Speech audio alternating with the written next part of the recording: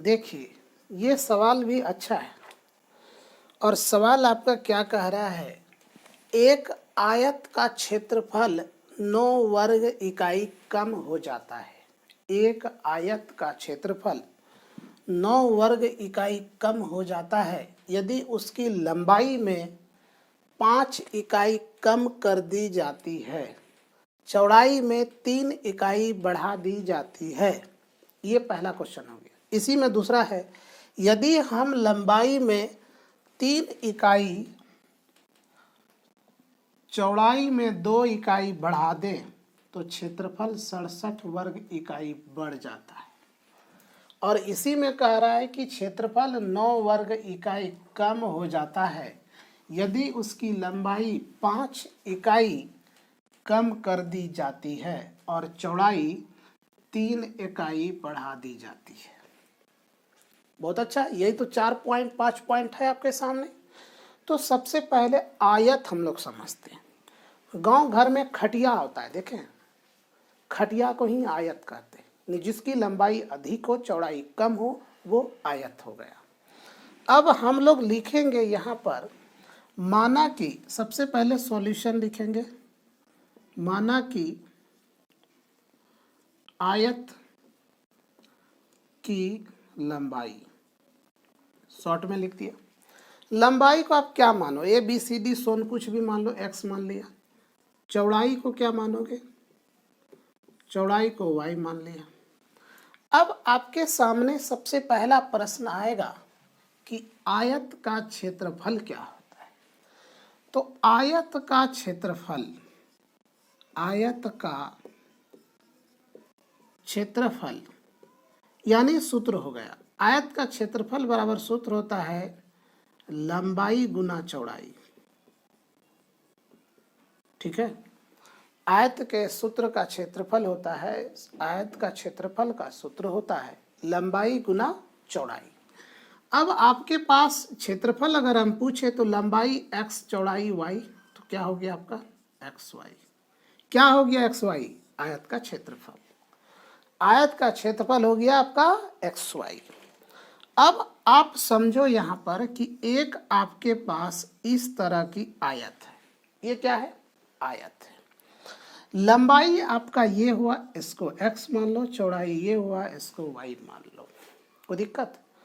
अब आपको ये फर्स्ट वाले में कह रहा है कि इस पूरे का क्षेत्रफल क्या है, 9 वर्ग इकाई है ना। अब ये कह रहा है कि कम कर दी जाए, उसको मैं कम कर लूँगा। ये कह रहा है कि इसकी लंबाई में 5 इकाई कम कर दी जाए। ये लंबाई में 5 इकाई कम कर देंगे तो क्या होगा, ये यहाँ होगा कि नहीं, अंदर अंदर हो जाएगा, हो जाएगा ना, नहीं होगा कम। माना कि कोई कॉपी है, उसको आप कह दो कि थोड़ा सा 2 इंच काट लिया गया, घटा दिया गया, तो कम होगा ना, कम हो गया। तो ये कितना कम हुआ, -5 हो गया, ये भी -5 हो गया। अब इसमें फिर कह रहा है कि चौड़ाई 3 इकाई बढ़ा देते हैं। चौड़ाई, ये तो लंबाई कर लिया ना, अब चौड़ाई 3 इकाई, ये है चौड़ाई ना, ये 3 इकाई बढ़ा दो, इसको बढ़ा दो, बढ़ा दिया, चौड़ाई बढ़ा दिया ना, समझ में आ रहा है ना। चौड़ाई बढ़ा दिया, कितना बढ़ा दिया, +3 कर दिया। तो आपको सवाल समझ में आ रहा है क्या करना है। तो लंबाई आपके सामने क्या हो गया, x - 5, और चौड़ाई आपके सामने क्या हो गया, y है ना, y + 3, क्योंकि ये कह रहा है 3 इकाई बढ़ा दी जाती है, ये हो गया ना।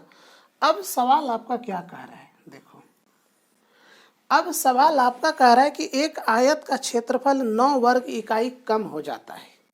एक आयत का क्षेत्रफल 9 वर्ग इकाई कम हो जाता है। तो यहाँ लिखो, आयत का क्षेत्रफल बराबर क्या सूत्र होता है, लंबाई गुना चौड़ाई। ठीक है, लंबाई गुना चौड़ाई। तो आपके पास लंबाई क्या निकल के आया, x - 5 और गुना चौड़ाई y + 3, ये आपका निकल के आया लंबाई गुना चौड़ाई।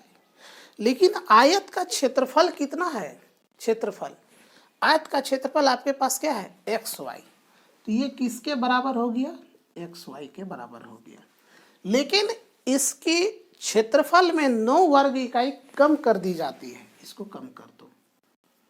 यहां तक समझने में कोई दिक्कत? चलिए हल करते हैं। x गुना y xy plus 3x minus 5y minus 15 equal to xy minus 9। xy खत्म, बच गया क्या? 3y माइनस 5y, इसको उस तरफ कर दो, माइनस 9 प्लस 15, तो बच गया 6।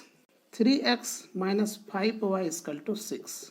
आपके सामने 3x minus 5y equal to 6 आपके सामने इक्वेशन 1 आ गया। आ गया ना? अब आपका दूसरा क्या कर रहा है, यहां से हम लोग देखेंगे चौड़ाई 3 इकाई, सॉरी यहां से नहीं देखेंगे हम लोग देखेंगे यहां से नहीं देखेंगे, हम लोग देखेंगे यहां से। दूसरा, यदि हम लंबाई में 3 इकाई और चौड़ाई में 2 इकाई बढ़ा देते हैं, यानी पुनः प्रश्न से लंबाई क्या कह रहा है, लंबाई और चौड़ाई, लंबाई में यदि हम लंबाई में 3 इकाई चौड़ाई में 2 इकाई बढ़ा दें, यानी दोनों में यहाँ पर बढ़ेगा, x प्लस 3 y प्लस 2 बढ़ा दे तो क्षेत्रफल उसका इतना वर्ग इकाई बढ़ जाता है, क्षेत्रफल उसका बढ़ जाता है। तो पहले आयत का क्षेत्रफल लंबाई गुना चौड़ाई, ठीक है। लंबाई क्या है x प्लस 3 और चौड़ाई क्या है y प्लस 2, गुना कर लिया। और आयत का क्षेत्रफल क्या है xy, और इसमें क्या कर दिया जाए, बढ़ जाता है, तो प्लस 67 हो गया ना। चलिए देखिए फिर से,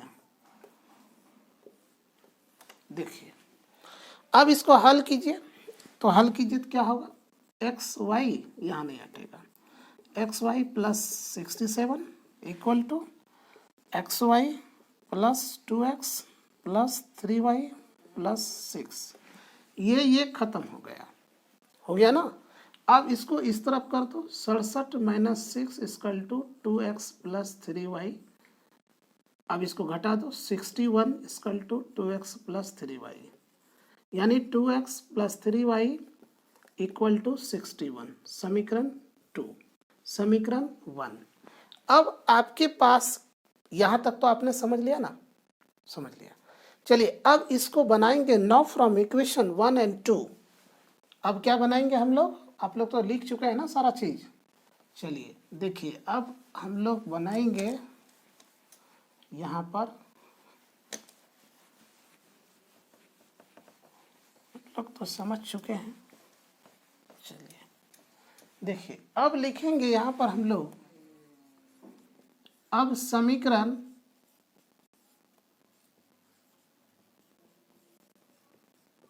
टू से, समीकरण 1 आपका क्या है, 3x minus 5y equal to 6, equation 1। दूसरा क्या है, 2x minus plus 3y equal to 61।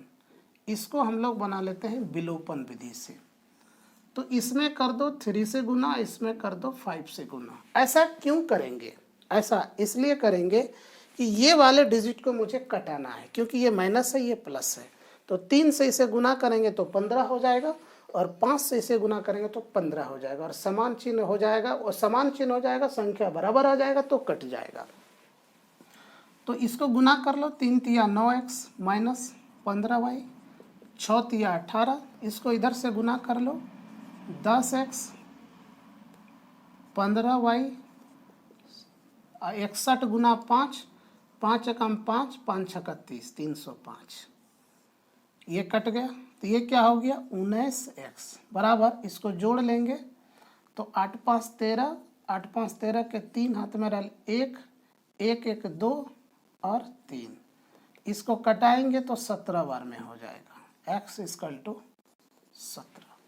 आपके सामने x की वैल्यू 17 आ गया।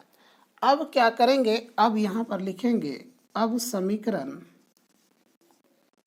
1 से, समीकरण 1 को लिखो, 3x minus 5y equal to 6। 3 into x की वैल्यू 17, यहाँ से माइनस 5y इक्वल टू 6। इसको 17 या 51 माइनस 5y इक्वल टू 6।